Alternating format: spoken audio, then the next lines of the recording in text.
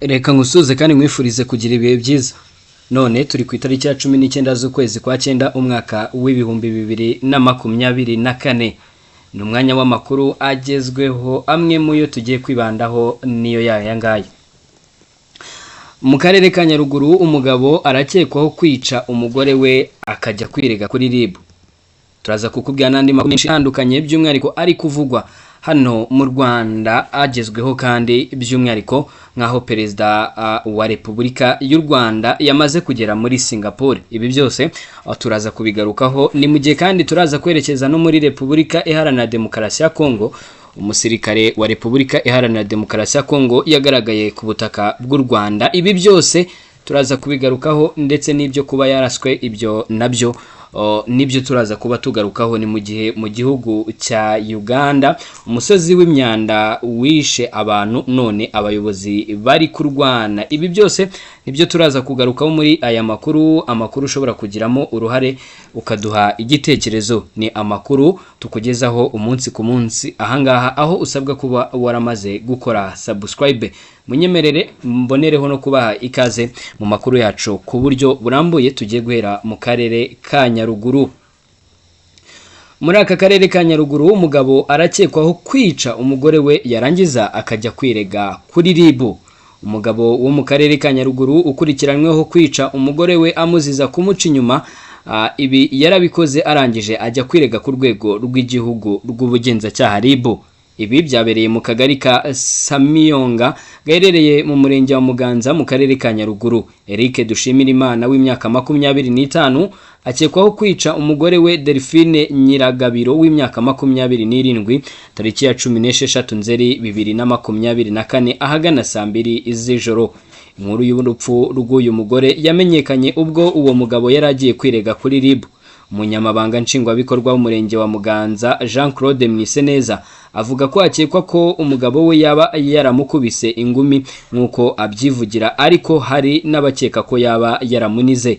Gitifu Mwiseneza avuga ko yabwiwe ko uwo mugabo n'umugore bashyamiranaga biturutse ku kuba umugabo yaramushinjaga kumuca inyuma, akanavuga ko umwana w'umuhungu w'ukwezi kumwe nyakwigendera yasize atari uwe.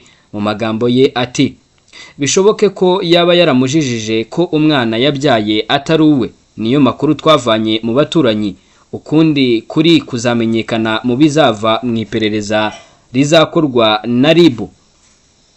Abaturanyi bo bavuga ko gushyamirana byajyaga bituruka ku mugabo watumaga umugore imitungo y'iwabo, ngo kuko bari bifashije ku buryo uwa nyuma yazanye ari ingurube bagurishije 90,000, umugabo akamuhaho 9,000 byonyine, ari nabyo byaje gutuma aba bombi bashyamirana.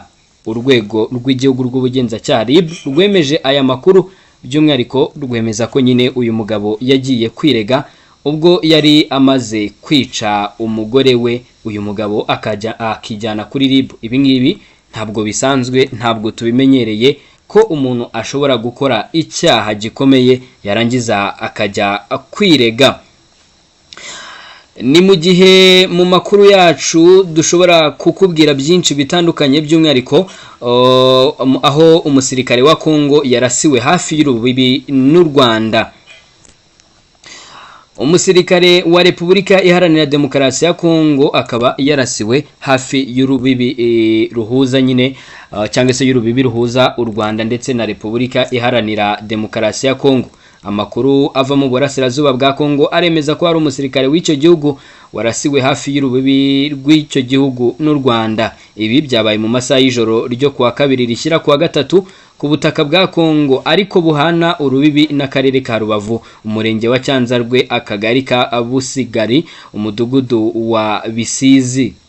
Umunyamakuru w'Umuseke dukesha iyi nkuru i Rubavu yagerageje kugera aho biriya byabereye, ariko ntibyamukundira. Amasasu menshi yavuze ahagana saa 2 z'ijoro zishyira saa 3 kuwa kabiri ahazwi nko kuri borne ya 12. Abaturage bajya mu mirimo yabo babwiye umunyamakuru w'Umuseke ko babonye abasirikare benshi ba Kongo bari aho ngaho byabereye. Ubwo Umuseke bandikaga iyi nkuru, umurambo wa nyakwigendera wari ukiri aho warasiwe. Amakuru akavuga ko yarashwe na bagenzi be, gusa nta mpamvu yabyo iramenyekana. kuva umutwe wa M23 ubu ufatanya na Alliance Fleuve Congo watangira intambara mu burasirazuba bwa Congo. Umubano w'icyo gihugu n'u Rwanda waracendereye, buri ruhande rushinja urundi gufasha abarurwanya. Aka gace k'umupaka w'u Rwanda na Congo kakunze kumvikanaho amakuru y'iraswa, baba abasivili cyangwa se abari mu bikorwa bya gisirikare cyangwa abasirikare nyine ba Congo barenze urubibi binjiranye imbunda mu Rwanda cyangwa abagerageje ibikorwa by'ubushotoranyi. Ibi ni byakunzwe kugarukaho by'umwihariko muri iki gihugu cya Repubulika Iharanira Demokarasi ya Congo, aho abanyekongo benshi bakunze kugaruka kukuba nyine bashinja u Rwanda ko ari ikibazo ku mutekano muke uri muri kiriya gihugu cya Repubulika Iharanira Demokarasi ya Congo. Ni mu gihe mbere yuko twerekeza mu karere ka Musanze, nuko ngomba kukubwira ko Perezida Paul Kagame yamaze kuba ashyika cyangwa se agera muri Singapore. Perezida wa Repubulika y'u Rwanda Paul Kagame uyu nguyu akaba yamaze kugera muri Singapore, aho yagiye mu nama ihuza abagize ihuriro ry'ibihugu bifite ubuso buto, akagirana ibiganiro n'ubuyobozi bwa Singapore. Iyi nama yitezweho kuba ari amahirwe kuri za guverinoma, aho hazarebwa uko hatezwa imbere ubucuruzi, imari, ubuzima, ikoranabuhanga ndetse n'ibindi bitandukanye.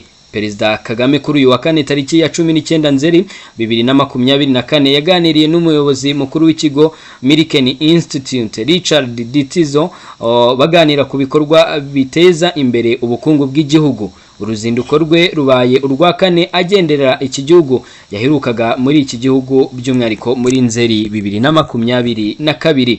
Umubano w'u Rwanda na Singapore mu bya diplomasi watangijwe tariki ya 18 Werurwe 2005, ukaba waratanze umusaruro ugaragarira mu masezerano y'ubutwererane mu bucuruzi n'izindi nzego kugeza uyu munsi.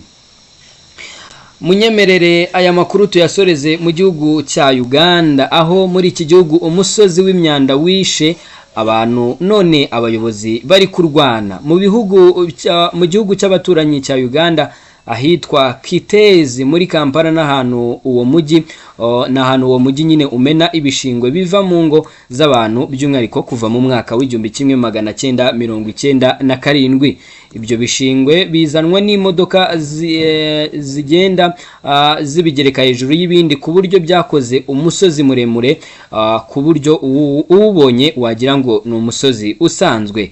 Abantu ba mikoro make niho birirwa bashaka ibyo kurya, harimo gukuramo amashashi, amacupa ya plastike n'ibidomoro kugira ngo babigurishe mu nganda zongera zikabikoramo ibindi bikoresho. Ku itariki ya 10 Kanama 2024 mu masaha ya mu gitondo, bamwe bagiye ku kazi, abandi bari mu ngo zabo bagiye bumva umusozi ugwiriye amazu 50 awegereye, wica abantu 30 barenga, abandi barakomereka kubera ko ibyo bishingwe byapfundikiye ayo mazu yose.